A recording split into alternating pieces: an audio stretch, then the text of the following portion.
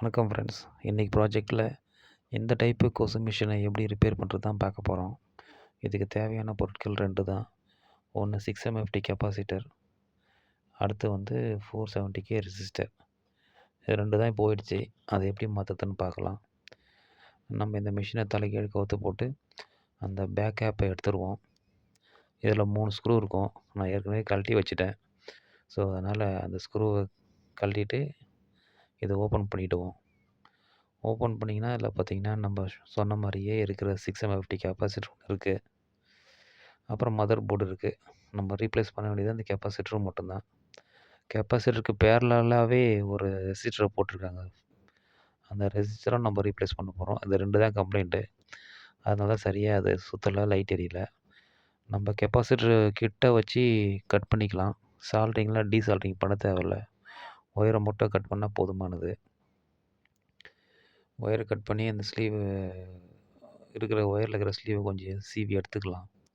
ஏன்னா புது capacitor join பண்ணோம், அதுக்கு தேவைப்படும். இப்போ இந்த கெப்பாசிட்டர் ரிமூவ் பண்ணால் உள்ளே போல்டு போட்டு டைட் பண்ணியிருப்பாங்க. அந்த மதர் போர்டில் அவங்க சின்னதாக எல் ஷேப்பில் ஒன்று இருக்கும்.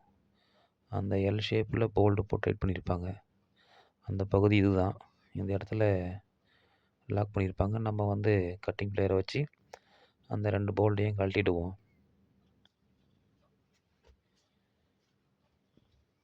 ஓகே, இந்த போர்டு தூக்கிட்டா நம்ம அந்த கெப்பாசிட்டர் ரொம்ப ஈஸியாக எடுத்துடலாம். திரும்பவும் இந்த 2 போல்டு நட்டு போட்டு டைட் பண்ணிடலாம்.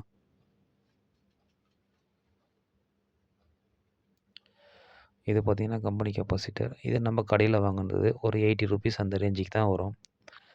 இப்போது இந்த ரெசிஸ்டரை மாதிரி பெண்டு பண்ணிக்கலாம்.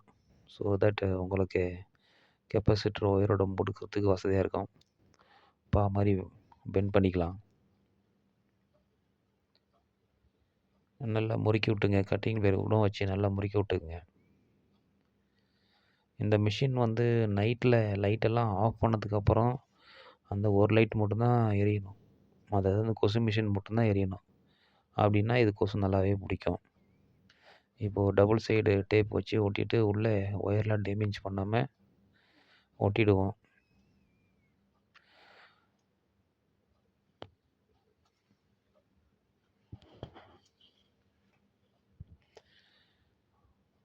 இடிக்குதான்னு பார்ப்போம். எதுவும் இடிக்கலை. சரி, நம்ம ஏற்கனவே கட் பண்ணி வச்ச அந்த கெப்பாசிட்டர் லைனை முறுக்கி விட்டுடலாம்.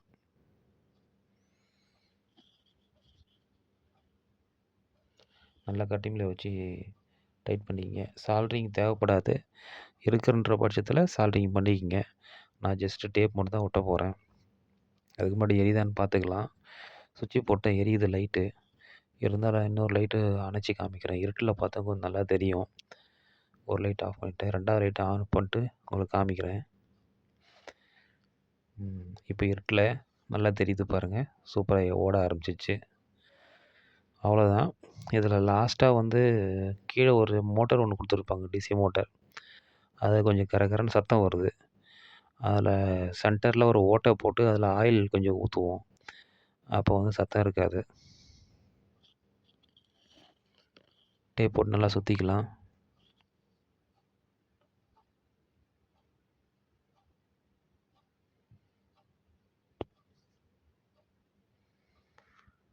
எதுவும் டிஸ்டர்பன்ஸ் இல்லாமல் ஒயரை மேலே தூக்குன மாதிரி வச்சு இந்த 3 ஸ்க்ரூவை டைட் பண்ணிவிடுங்க.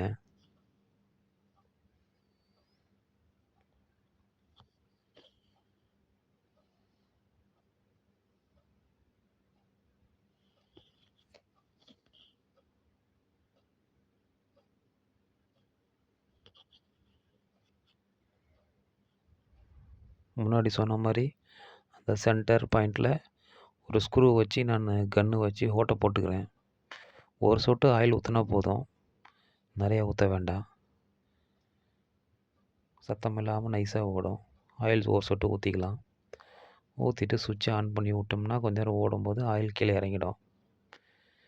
நம்மளும் சுவிட்ச் ஆன் பண்ணுறோம். ஓகே, ஆயில் கீழே இறங்குது. அவ்வளோதான். இந்த மிஷின் ரிப்பேர் பண்ணது சரியாகி போச்சு. இன்னும் நல்ல வீடியோ சந்திப்போம். தேங்க்ஸ் ஃபார் வாட்சிங்.